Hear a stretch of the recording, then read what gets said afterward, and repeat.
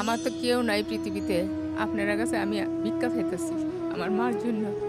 ভিক্ষা যদি আপনারা দান করুন তাহলে তো আমি আমার মারে বাঁচাইতে পারবো। আসসালামু আলাইকুম গায়েস, আমি আইছি বহুরাটি গ্রামে একটা ভালো উদ্যোগে, কারণ সামনে রোজা।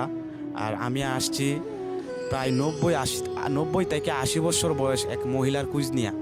উনি খুবই যে টাকা পয়সার অভাবে মানে উনার কোনো চিকিৎসাই চলতেছে না। আপনাদের দয়া, আপনাদের ভালোবাসায় আপনারা যদি উনাকে একটু সহযোগিতা করেন তাহলে উনি চিকিৎসাটাও করতে পারবে, উনি চলতেও পারবে। আর এই যে আমার কাকা মানে উনার কুচডে দিছে বড়ুয়াটি গ্রামের কাকা, আপনি কিছু কথা বলেন। এই ফ্যামিলিটা হচ্ছে সবচেয়ে অসহায় এই গ্রামের একবারে নিম্ন স্তরের যে দরিদ্র এইরকম।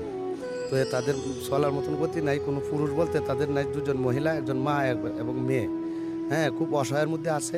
তো আপনারা যদি একটু সাহায্য সহযোগিতা করতেন, একটা সাহায্য সহযোগিতা না করলেও একটা শেয়ার দিয়ে হলেও সহযোগিতা করবেন। আপনাদের কাছে সকলের কাছে আমার এটা আবেদন। জি আসেন, আমি দেখাই উনার অবস্থাটা দেখাই।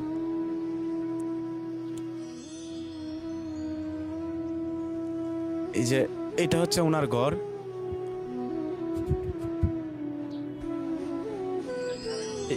দিনে তো অন্ধকার লাগতেছে নাকি? কারেন্ট নাই নাকি? কারেন্ট নাই রে।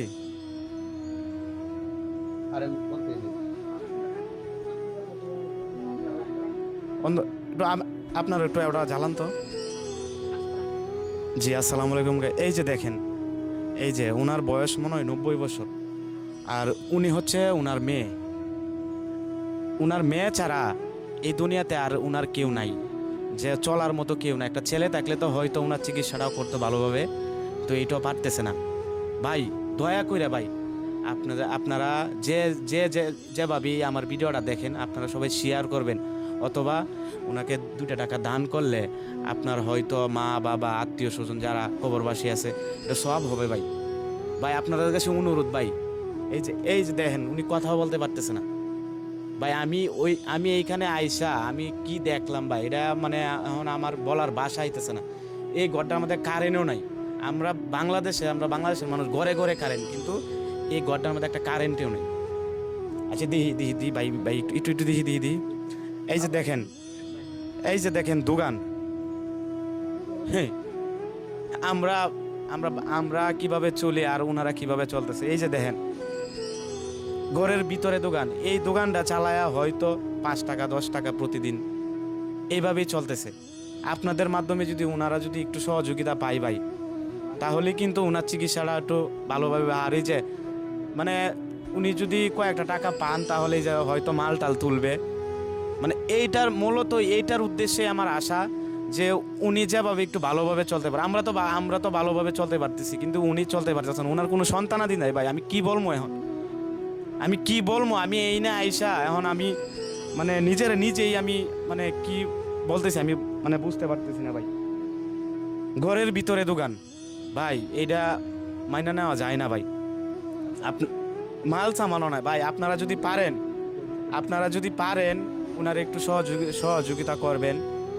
হয়তো নাম্বার দেওয়া থাকবে, এই নাম্বার হয়তো আমাদের স্ক্রিনে দেওয়া থাকবে, ওনার নাম্বার থাকবে, আমাদের কোনো নাম্বার থাকবে না। ওই নাম্বারে আপনি প্রথম ফোন দিবেন, ফোন দিয়ে কথা বলবেন, তারপরে ওনার কাছে হয়তো কিছু সাহায্য সহযোগিতা পাঠাবেন। আপনারা যাই যত পারেন ভাই, ওই ফ্যামিলির একটু বাঁচান ভাই।